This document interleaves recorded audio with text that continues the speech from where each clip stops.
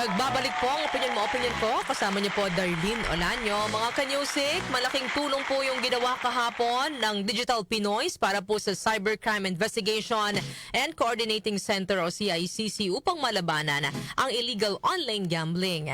At upang mas mapaliwanag po kung ano ang tinutukoy nating tulong, makapanayam po natin ngayong umaga ang National Campaigner ng Digital Pinoys, si Sir Ronald Gustillo. Magandang umaga, Sir Ronald. Magandang umaga po, Miss Darlene, at magandang umaga po sa ating mga taga-subaybay. Yes, bago po ang lahat, Sir Ronald, no, very vocal po kayo sa paghahabol at pagpapanagot ng influencers na nagpo-promote ng illegal gambling sites. In fact, kamakailan po lang mayroon kayong nakasama na influencers from endorsing illegal gambling sites ay nakasama na ninyo sa pag-crackdown ng mga illegal. Bakit po kayo ganito ka-passionate, Sir Ronald?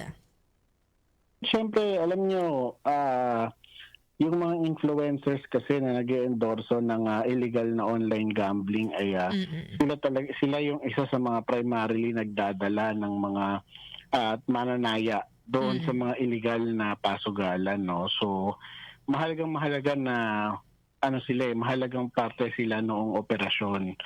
So by neutralizing them, ibig sabihin pag tinatanggal mo sila doon sa mekanismo ng illegal na online gambling ay nababawasan yung mga mananaya, 'di ba? So importante na mawala sila doon sa doon sa sistema ng illegal na online gambling. Kasi kung wala sila, talagang malaki yung mababawas doon sa bilang ng mga mananaya doon sa mga illegal.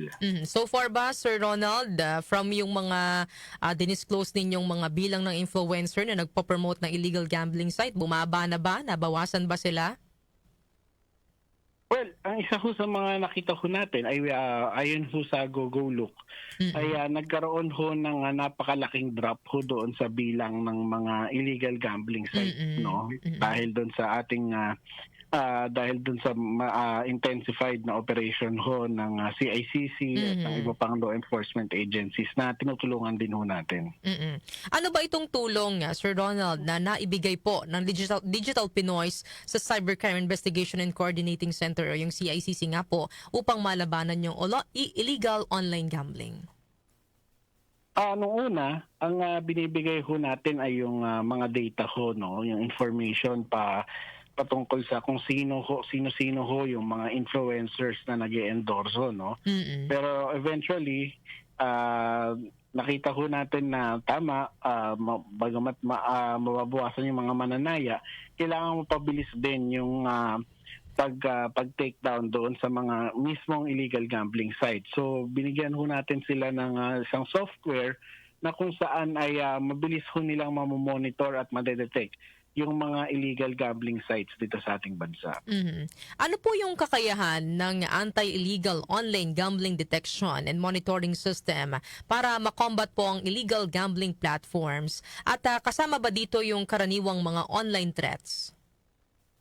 Yes, kayang-kaya nitong ma-detect yung mga mismong illegal gambling site, and at the same time kayang ma-detect yung kanilang mga social media accounts.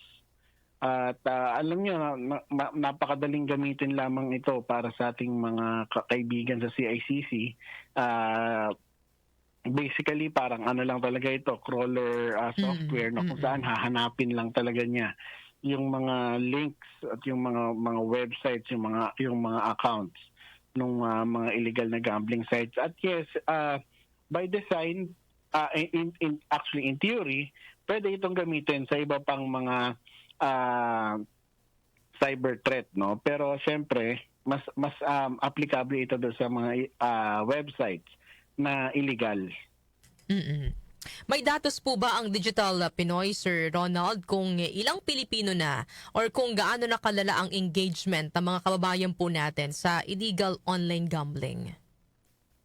Alam niyo, there was a time, no, na nung kasagsagan ng kampanya laban sa illegal online gambling, which is hindi pa naman po sobrang tagal o hindi pa sobrang layo mula ho ngayong nag-uusap tayo, nagkaroon ho sila ng market share na 80%. So 80% ho ang hawak ng illegal online gambling operations dito sa ating bansa. Ibig sabihin yung mga legal ho, yung mga lisensyado, 20% lamang ho yung ng mga mananaya yung nasa kanila. No, so napaka ho nun, napaka mapanganib ho nun, and at the same time very alarming kasi nga kung ang nagdo-dominate ng isang industriya ay yung mga illegal, talaga hong ho yan. Ibig sabihin there's a very big problem. Pero ngayon ho na we're gaining ground at ang binabanggit nga ho ng isang third party cyber security watchdog, 90% yung nabawas doon ho sa mga illegal gambling sites, napakalaking bagay ho nun. Pero syempre, we recognize na bagamat nabawasan na 90%, pwede ho kasi silang gumawa ng mga bagong illegal gambling sites. No? Pwede ho silang gumawa ng mga mirror sites. Ginagawa ho nila yan. So, yun ho yung kahalagahan ng software na once na gumawa ho sila, ay mabilis ho silang madedetect ng ating software. Sa tingin nyo, Sir Ronald, bakit po nahuhumaling ang mga Pinoy sa online gambling? Hindi na lamang ba ito parang pastime na lang? Ano po ba yung dahilan? Bakit parang nalululong yung iba nating kababayan? Alam niyo, sa isang Senate hearing na nadaluhan natin, Ma'am Darlene, maganda yung binabanggit ng isang rehabilitation expert, no? Pagdating dito sa usapin ng online na gambling. Ang binabanggit niya, kaya maraming mga Pilipino ang nahuhumaling dito. Hindi na lamang ito nagiging, kumbaga hindi nila ito tinuring na entertainment, kundi nakita nila ito as source of income, source of livelihood. Diba? So kapag tinuring mo yung isang sugal o kung ano pa mang bagay na supposedly for entertainment lamang, na tinuring mo itong for livelihood, talagang mahuhumaling ka at talagang kumbaga kung tuturing mong trabaho yan, talagang yan na lang yung gagawin mo which is very dangerous kasi kapag ka natalo, ang tendency ng mga karamihan ng mga tumataya dyan ay yung revenge gambling na kung saan ay nag-aano sila, tumataya sila lalo, mas lalong lumalakas yung pagtataya nila kasi para daw makabawi, no? So diyan nalululong yung ating mga kababayan. Kaya very important talaga yung programa ng PAGCOR ngayon, yung pinapaigting ng PAGCOR ngayon na programa na kung saan ay kailangan pinapalakas nila yung yung self exclusion ng mga mananaya na tingin nila sumusobra na sila doon sa pagtaya. Maraming salamat, Sir Ronald, sa pagsama po sa amin ngayong umaga. Pero bago po namin kayo bitawan, baka mayroon po kayong gustong sabihin sa publiko, panawagan, or mga programa o proyekto na isinusulong po ninyo na nais po ninyong ipaalam sa publiko.